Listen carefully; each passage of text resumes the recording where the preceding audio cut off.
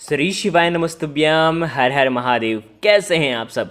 देखिए, कल 23 सितंबर को शनिवार के दिन भाद्रपद मास की अष्टमी तिथि है और ये अष्टमी तिथि बहुत ही ज़्यादा शुभ फल प्रदान करने वाली है। देखिए, ये अष्टमी है राधा अष्टमी, महालक्ष्मी व्रत की अष्टमी। ये अष्टमी है दुर्वा अष्टमी और इसी दुर्वा अष्टमी पर करने वाले 3 विशेष उपाय जो कि आज के इस वीडियो में हम आपको बताएंगे। देखिए, दुर्वा अष्टमी के दिन दुर्वा घास की उत्पत्ति हुई थी, तो इसीलिए दुर्वा घास का जन्मोत्सव कहा जाता है। और हमारे सनातन धर्म में जब भी कोई शुभ काम आता है तो दुर्वा का उपयोग मंगलदायी माना जाता है। तो प्रथम पूजनीय श्री गणेश को दुर्वा जो है वो अत्यधिक प्रिय है।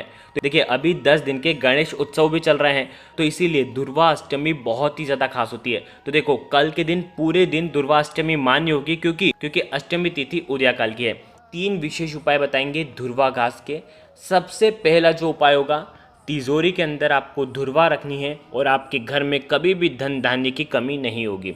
दूसरा जो उपाय होगा, दुर्वा और चावल से आपके घर की बीमारी दूर होगी। और तीसरा जो उपाय होगा, किसी भी काम में अड़चन आ रही है तो दुर्वा और कपूर का विशेष उपाय होगा।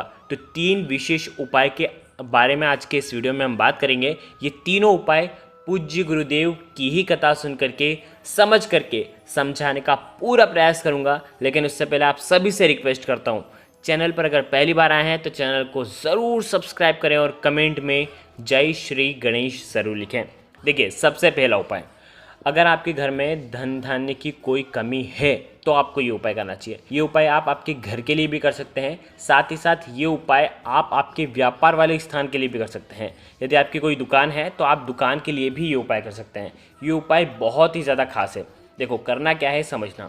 आज के दिन आपको दुर्वा लेनी है। देखो, पूजन के लिए आप दुर्वा तोड़ सकते हैं, ठीक है। और दुर्वा जो होती है वो ताज़ी ही चढ़ाई जाती है। तो आपको क्या करना है, दुर्वा जो है वो आपको तोड़ लेना है, ठीक है। दुर्वा घास आपको आसानी से मिल जाएगी, कहीं पे भी गार्डन में आसानी से आपको दुर्वा घास मिल जाएगी। शुद्ध और पवित्र जगह की ही दुर्वा आप तोड़ें। देखो, करना क्या है, दुर्वा घास तोड़नी है। 11 दुर्वा घास तोड़ लीजिए, 21 तोड़ लीजिए, 31 तोड़ लीजिए, ठीक है। दुर्वा घास आपने तोड़ ली। अब आपको क्या करना है, दुर्वा घास का आपको बंडल बना लेना है। सूती धागे से आपको एक बंडल के रूप में उसे तैयार कर लेना है, ठीक है। अब आपको क्या करना है, किसी भी गणेश जी के मंदिर में आपको जाना है। देखो, गणेश जी के मंदिर में जा करके गणेश जी के पास में आपको ये दुर्वा रखनी है और आपकी जो भी इच्छा है कि घर में धन की प्राप्ति हो, घर में सतमार्ग का धन आए, घर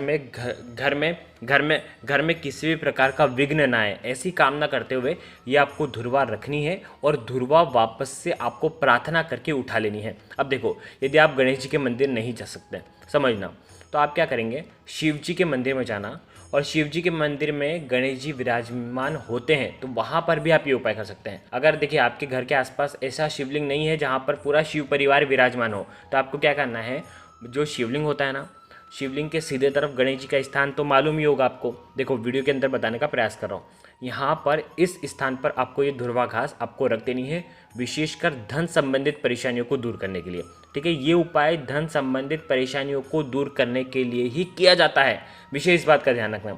ये दुर्वा रख दी। अगर शिव मंदिर में जा रहे हो तो 1 लोटा जल भी आप अर्पित कर सकते हो भगवान शिव को, लेकिन ये दुर्वा आपको भगवान गणेश को अर्पित करनी है और उसके बाद ये दुर्वा आपको उठा लेनी है और उसके बाद सीधे आपको आपके घर पर आ जाना है, ठीक है। घर पे आकर के दहलीज पर, मुख्य द्वार के दहलीज पर नीचे की साइड राइट हैंड साइड में आपको ये दुर्वा घास रखना है। स्पर्श करवाना है, खाली स्पर्श करवाना है, टच करवाना है। तो एक बात ध्यान रखना कि जैसे आप घर के बाहर निकलोगे ना, तो आप जो मुख्य द्वार है थोड़ा सा साफ करके निकलना, वहाँ पर गंदगी नहीं होनी चाहिए, ठीक है। साफ करके उसके बाद ये दुर्वा घास जो है ना, आप आते समय इस दुर्वा घास को ज़मीन पर स्पर्श करवाओगे मुख्य द्वार पर। फिर उसके बाद आपके घर में जहाँ कहीं भी आप धन रखते हैं वहाँ पर ये दुर्वा घास आपको रख देनी है। गणेश जी का नाम लेकर के इस दुर्वा अष्टमी पर ये दुर्वा का उपाय आपको करना है। ओम गण गणपते नमः या श्री गणेशाय नमः का 11 बार जप करना। और तिजोरी में ये रख सकते हो, धन रखते हैं तो डब्बे के अंदर भी ये दुर्वा घास आप रख सकते हो। देखो, ये ऐसी भी रख सकते हो, नहीं तो आप पीले रंग के कपड़े में पोटली बना करके भी ये आप दुर्वा घास रख सकते हो। बस इतना सा उपाय करना है। देखो, यदि आप ये उपाय आपकी दुकान के लिए कर रहे हैं, दुकान में व्यापार की वृद्धि के लिए कर रहे हैं, तो आपको क्या करना है, ये दुर्वा घास जो है ना, आपको आपकी दुकान पर, दुकान के मुख्य द्वार की ढहली पर सीधे तरफ, जैसे कि आप दुकान की तरफ देख रहे हैं ना, तो आपका जो सीधा हाथ होगा ना, उस तरफ आपको ये नीचे ज़मीन पर स्पर्श करवाना है दुर्वा, और उसके बाद आपके दुकान के गल्ले के अंदर आपको डाल देना है। बस इतना सा उपाय करना है, गणेश जी से प्रार्थना करना है, कभी भी किसी भी प्रकार की आपके घर में धन की कमी हो ही नहीं सकती। ये इतना प्यारा उपाय है जो कि पूज्य गुरुदेव ने अपने श्री मुख से बताया है। तो ये उपाय कल के दिन दुर्वा अष्टमी पर करना है। देखो, दुर्वा का जन्म दुर्वा अष्टमी पर ही हुआ था और भगवान को बहुत ज़्यादा प्रिय है। तो ये हो गया पहला उपाय, तो ये उपाय आप कर लेना। देखो, अब हम बात करते हैं दूसरे उपाय की। ये दूसरा उपाय घर की बीमारियों को दूर करने के लिए है। अगर आपके घर में कोई भी बीमार रहता है, चाहे आपके घर में जो बड़े हैं वो बीमार रहते हैं, बच्चे हैं वो बीमार रहते हैं, या घर में कोई भी बीमार रहता है, यदि वो खुद ये उपाय कर सकता है तो बहुत ही अच्छी बात है। अगर वो खुद ये उपाय नहीं कर सकता है तो आप समझना किसको करना है, कैसे करना है, समझना। उसके निमित्त तो कोई दूसरा भी कर सकता है। देखो, करना क्या है, जो भी बीमार व्यक्ति है उसके हाथ में एक धुरवा आपको रखना है, ठीक है। उसके हाथ में एक धुरवा रखेंगे, उसके बाद एक चावल का दाना रखेंगे और साथ में रखेंगे एक तांबे के पात्र के अंदर जल।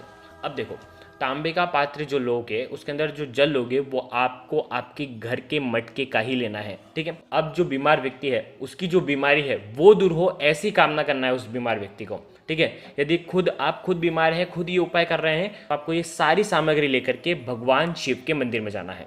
अगर बीमार व्यक्ति ये उपाय नहीं कर सकता तो कम से कम स्पर्श करवा देना तीनों चीज़ों को, ठीक है। अब आपको क्या करना है, भगवान शिव के मंदिर में जाना है। अब इस उपाय को समझना, एक जो चावल का दाना लाए हैं वो साबुत होना चाहिए, खंडित नहीं होना चाहिए। ये जो चावल का दाना है आपको माता अशोक सुंदरी वाले स्थान पर आपको रख देना है। देखो, वीडियो के अंदर बताने का प्रयास करो, सीधा खड़ा दाना आपको रखना है। और उसके बाद ये जो एक धुरवा है ना, ये धुरवा भगवान शिव के शिवलिंग पर रखना है। जो धुरवा की जो जड़ वाला जो हिस्सा होगा ना, वो होना चाहिए माता अशोक सुंदरी की तरफ, पत्ती का हिस्सा दूसरी तरफ होना चाहिए।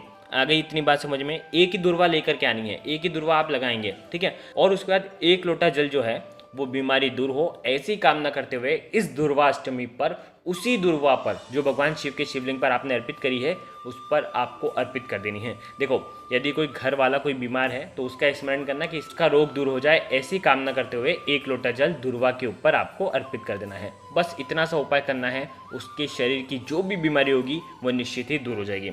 देखो, ये हो गया दूसरा उपाय। देखिए, अब हम बात करते हैं सबसे खास उपाय की, जो कि पूज्य गुरुदेव ने बताया है। देखो, पूज्य गुरुदेव कहते हैं कि रावण संहिता में ये उपाय वर्णित है।